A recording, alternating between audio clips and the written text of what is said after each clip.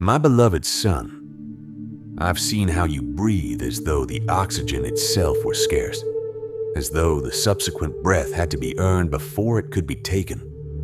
Not the rapid breath of a strenuous ascent, not the intimidating news that made you hesitate to open your mouth, not the deliberate, slow breath you use to maintain your balance, the delicate, cautious tug of someone who has been on guard for so long that they have forgotten that breathing was ever supposed to be simple. I'm moving over the spot in you that became motionless as these words come to you. Additionally, prior to these words are, when I'm done, I want my own words to fill the void in your life. Get closer than the superficial rationing has allowed you to.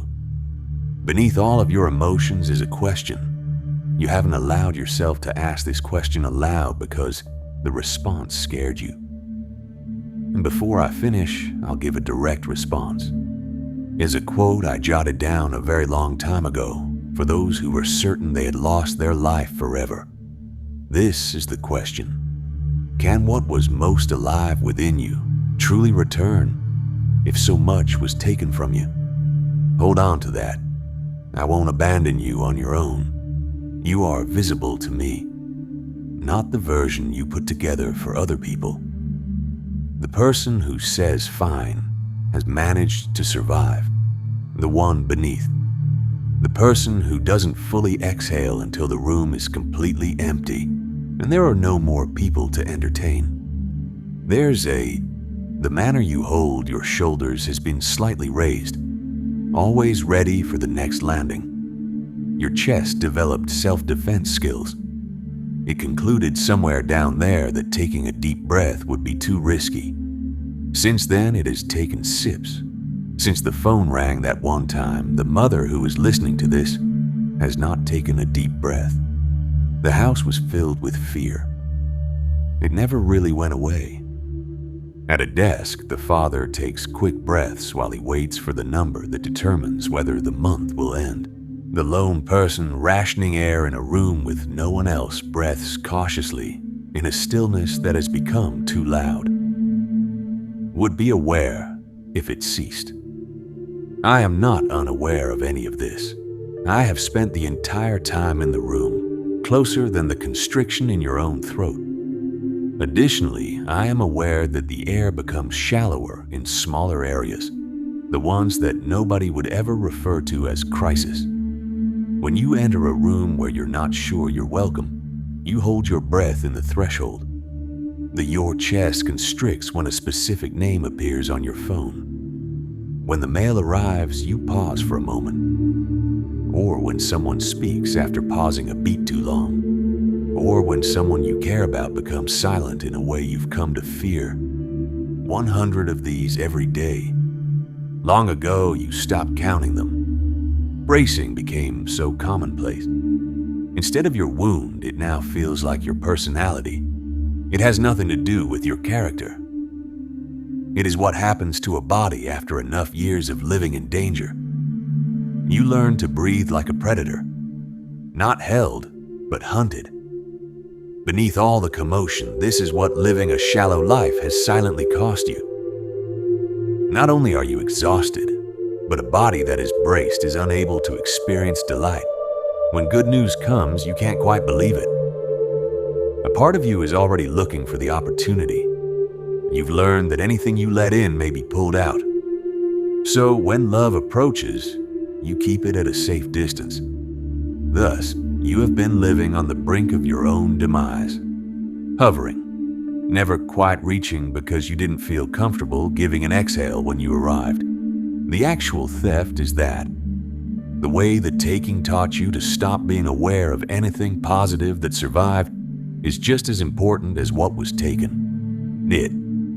Some of you were taught how to breathe in this manner at a very young age, long before there was any actual risk to explain it.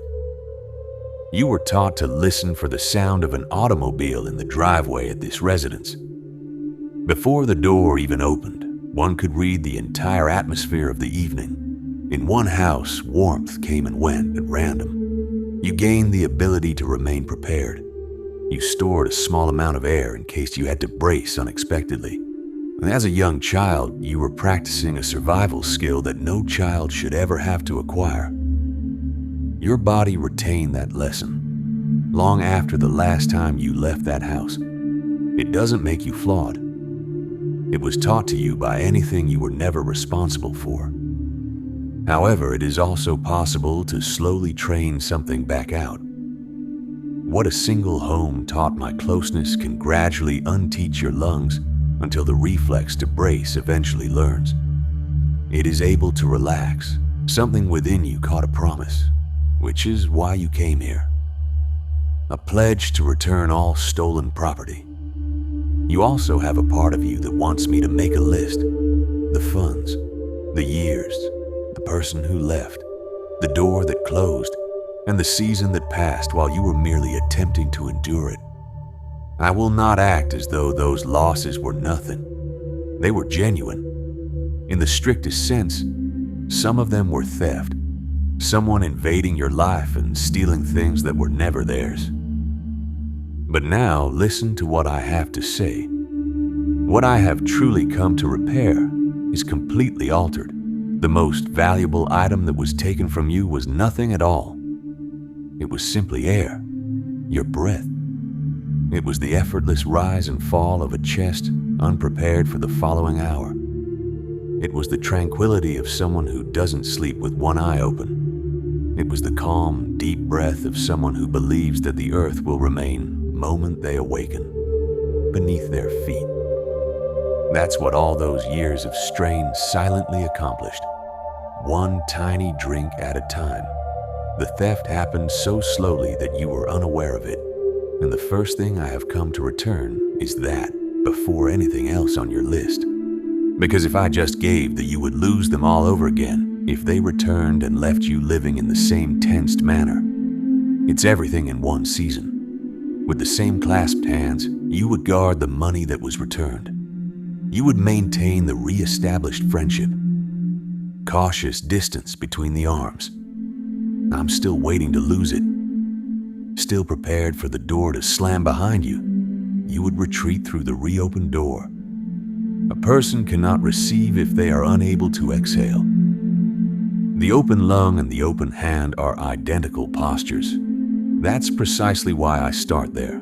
I'm not reluctantly withholding the remainder from you. I'm transforming you into someone who can cling on to something positive once more, without making it something to be terrified of. Losing. So before I continue, do one little thing for me. Allow your eyes to become gentle. Avoid locking them to anything specific. Not a mark on the wall, not the screen. Allow the edges of whatever is in front of you to become slightly blurry. The way a large field appears when you just let it exist, without glancing across it. You don't need to concentrate. You have been concentrated for years, monitoring the horizon for the next threat. Just for one slow moment, let your gaze rest on nothing at all, and observe how even your eyes have been clinging on. How even they have been fortified. Let them loosen. Nothing in this moment demands you to be that aware. Now I want to relax something else that has been tightening your chest without your permission. Long before you ever came to this planet, someone handed you a god who stood over your life the way a supervisor stands over a production floor. Folding your arms and keeping quiet about the effort, you watched to see if you would finally get it right. Observing just the failure. You were adept at reading me as pressure, as an additional person in the room that you needed to appease, as the eye that maintained the ledger while remaining mute about your efforts. You started holding your breath around me as well, without ever making the conscious decision to do so. You approached me with caution, bracing yourself for the disappointment you knew was already coming. You prayed in shallow sips and apologized before you dared to ask. En route, you behaved as though I were the last person you could breathe in front of, and, more than anything else, your religion was robbed of its deep breathing by circumstance. This is the picture's subtle brutality. A God with folded arms doesn't need to do anything to hurt you. All he needs to do is observe. The act of observing itself becomes the burden. For years, you have carried an audience with you. There was always a hint of disappointment in the presence you imagined, and you built your entire prayer life around never falling short of it. I received the revised version from you. You brought me the neat synopsis while concealing the truth, the manner in which someone conceals a mess from others. Something significant arrives at the door. Additionally, all that concealment costs air. The cost of performing is air. Coming home is completely free.